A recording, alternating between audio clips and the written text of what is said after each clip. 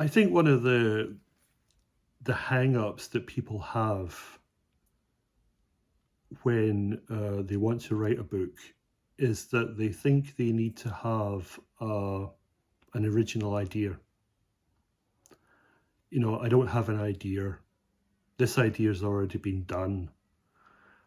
And so, people spend their whole life saying, I want to write a book, but I don't have an idea.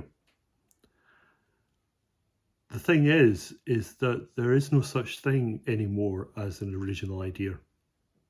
All the original ideas have been done. And if you look at books today and you look at films today, you'll see that it's basically an idea that has already been done, but they have just put a different angle to it, a different spin to it. They've changed a few things around, and they market it as a new book or a new film. Now, to be clear, I'm not talking about plagiarism. Plagiarism is obviously illegal. If you copy something word for word, take all the characters' names and the dialogue and, brands and so on, that's obviously illegal. That's plagiarism, it's copyright violation. I'm not talking about that. What I'm talking about is if you are writing a spy book, like me, for example, you shouldn't be so hung up about thinking about an original idea. What you should be doing is looking at similar work that you enjoy by other authors and then thinking to yourself, how can I make this different? How can I make this unique to just me? How can I make this my work without obviously stealing from the other person? Because, as I said, that's illegal, it's immoral, it's obviously not fair to the author.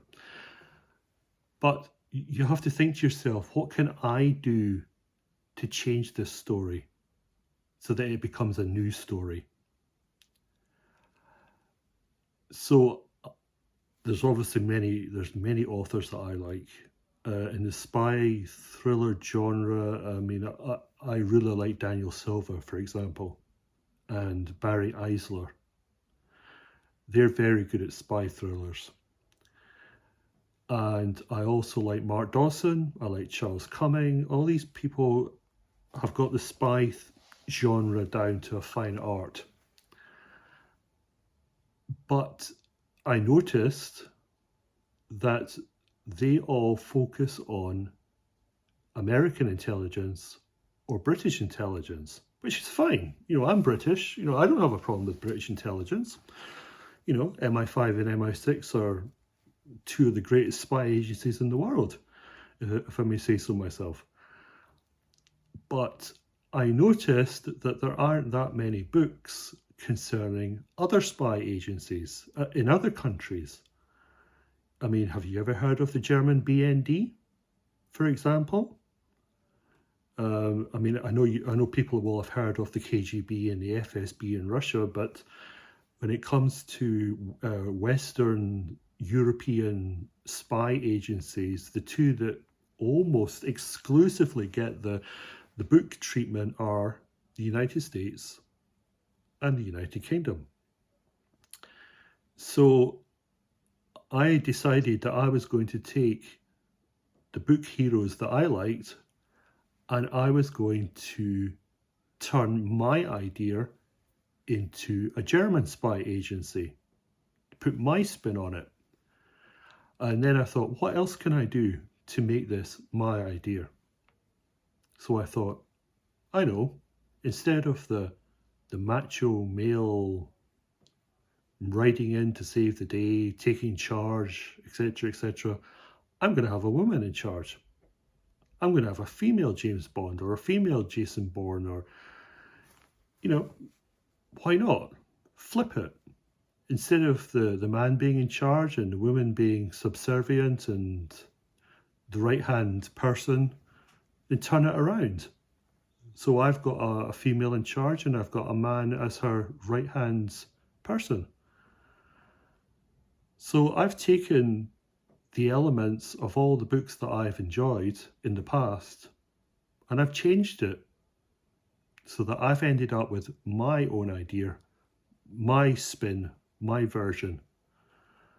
And at the end of the day, the books that I write are not really totally original in terms of plot.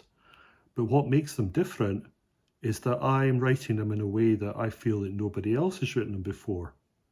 Set in another country, with a female in charge, when it's more of a traditionally male-dominated job. And I've had plenty of people say to me, well, that's great. We've never had this before. We've never had a female in charge of a spy agency. We've never seen German intelligence take people on unless it was in a World War II novel. So, this was the other thing as well, is that by setting it in modern day Germany, I'm kind of also trying to get people out of the stereotype that every book about Germany has to be about the war, when it doesn't. The war was 80 years ago. Germany's moved on tremendously. So, as I say, don't get hung up and say, I'm not going to write my book because I don't have an idea. Look at the authors you enjoy. Look at the books that you enjoy. Analyze them.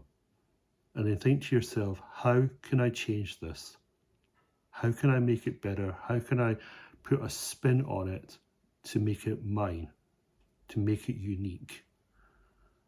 And as far as stories are concerned, you only have to look in the newspapers.